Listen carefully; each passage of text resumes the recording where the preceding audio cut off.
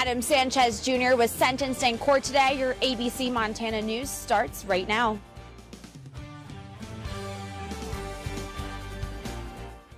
This student had sent text messages planning a school shooting. Now here tonight, neighbors have set up a candlelight vigil, and if you take a look behind me, there's been candles lit. Volkaminer was under the influence of narcotics at the time of the incident. To have a plan of action if a child is abducted from the reservation. Bob Kelly will be the new mayor of Great Falls. I'm here on the Missouri where Lewis and Clark made their portage when they reached the Great Falls area. Now if you look at these plain bricks behind me, on the side of the parking garage. And so what do you do to tame your T-Rex so you can hold him like this and not eat me for dinner? Especially since last year the ice was not thick enough to skate on.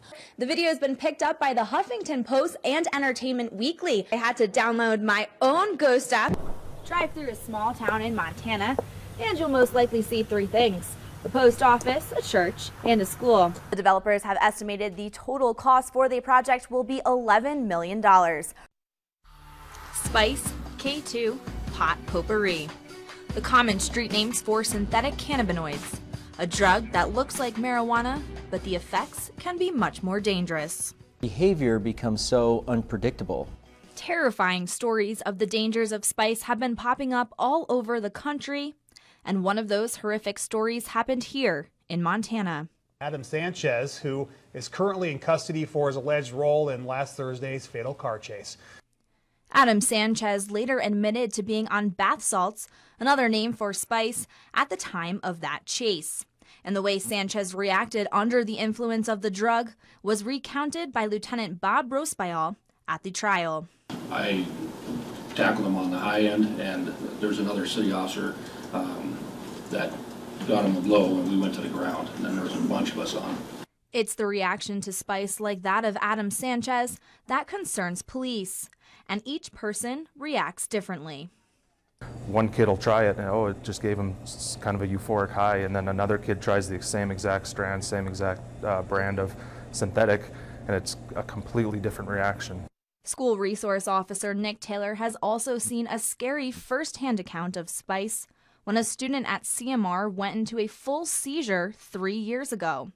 But still, more and more teens are trying it. In many ways, you know, when you look at these products, they're actually marketed towards juveniles using very bright colors, you know, non-descriptive language.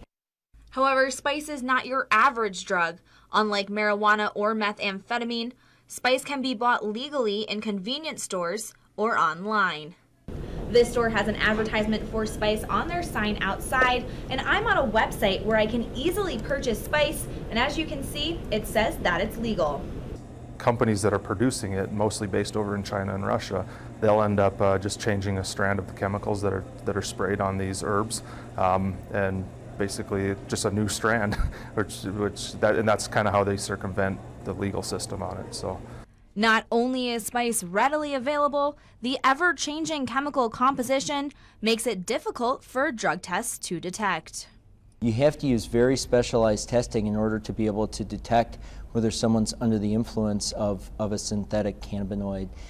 I wanted to see just how specialized this drug test was, and to do so, I was able to get my hands on a standard drug test. Now, this only tests for drugs like oxycodone, PCP, and cocaine.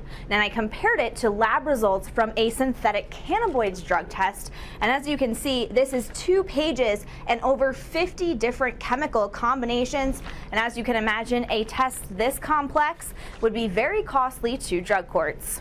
5 to 7 kind of commonly used illegal drugs, you know, might cost $12, where if you want to test for, you know, upwards of 120 different variations of synthetic drugs, that would cost probably around $40. Despite all of the health complications and the unpredictable behaviors, this drug is still attractive to people, especially teens, because it's easy to get and hard to detect, truly making it a dangerous convenience. Reporting in Great Falls, Morgan Davies, ABC Fox, Montana News. ABC Fox Montana's Morgan Davies has more on what this Buffalo homecoming means to the Blackfeet culture. We were a Buffalo people. Dating back to the 1600s, the Blackfeet tribe roamed the plains of Montana, hunting buffalo and using them for just about everything. We used it for food, clothing, shelter, you name it, we used it all. But the story has it that a Salish Kootenai man married a Blackfeet woman and was shunned from his tribe. So to get back into good graces, he brought them buffalo.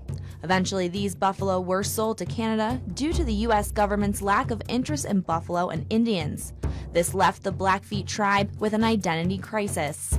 We took on the lessons of the colonizers, and it wasn't a good lesson plan for the Blackfeet or any others. After nearly a century, this buffalo herd makes its way back to the Blackfeet Reservation. These 87 yearlings are the descendants of those calves that were taken to the Salish Kootenai. For the next 30 days, the yearlings will remain quarantined on a ranch, but eventually they will be moved to roam freely. Working with the parks here, Glacier, and also the Waterton and the Canadian side of eventually having buffalo within that area roaming back and forth. It will take time before this herd will reach the size of their ancestors, but having these buffalo back home has created a new sense of pride for the Blackfeet people. With the return of those, it won't cure all of those social ills we see today, but it's a start back in the right direction. In Browning, Morgan Davies, ABC Fox, Montana News.